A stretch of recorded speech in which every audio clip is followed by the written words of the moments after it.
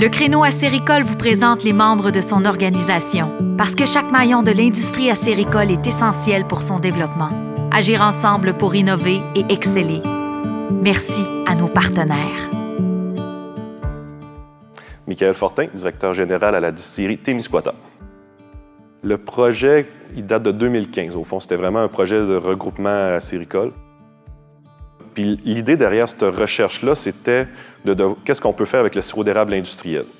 En 2017, après des revues de littérature, ils sont arrivés à la conclusion de dire le produit qui a le plus de chances de se positionner avec du sirop d'érable industriel, c'est la transformation en alcool. Nous, on fait de l'acérum blanc, acérum brun. On ne fait pas d'autres produits que ça, on produit de l'alcool. Donc, on rentre des barils de sirop et on sort des bouteilles. Donc, on va faire la promotion de l'arbre et non pas de la cuisson de sa sève. C'est comme ça qu'on est arrivé avec notre bouteille, avec les 10 Sommars, qui est le fruit de l'érable, les silhouettes d'érable, le spiritueux d'érable qui est inscrit sur la bouteille aussi. L'acérum blanc, on est rendu à 4 médailles à l'international, donc 4 médailles d'argent en 4 concours. Depuis février, on a envoyé nos bouteilles, puis on est vraiment rendu à 4 distinctions en 4.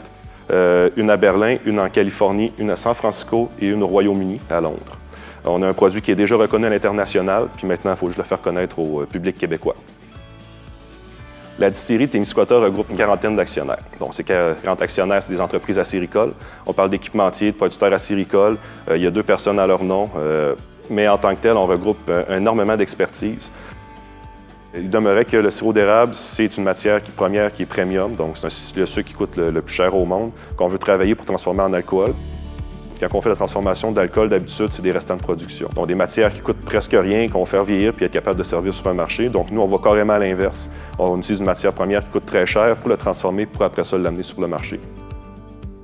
Le caractère de la distillerie, c'est sûr, c'est d'utiliser le sirop d'érable industriel, mais on parle plus d'économie circulaire. Donc, les producteurs qui font leur sirop, on veut racheter leur sirop.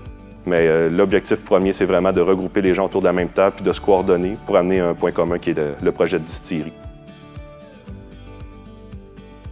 La sériculture, c'est notre monde, c'est nos enfants après ça qui vont pouvoir en profiter. C'est l'industrie première, en fait.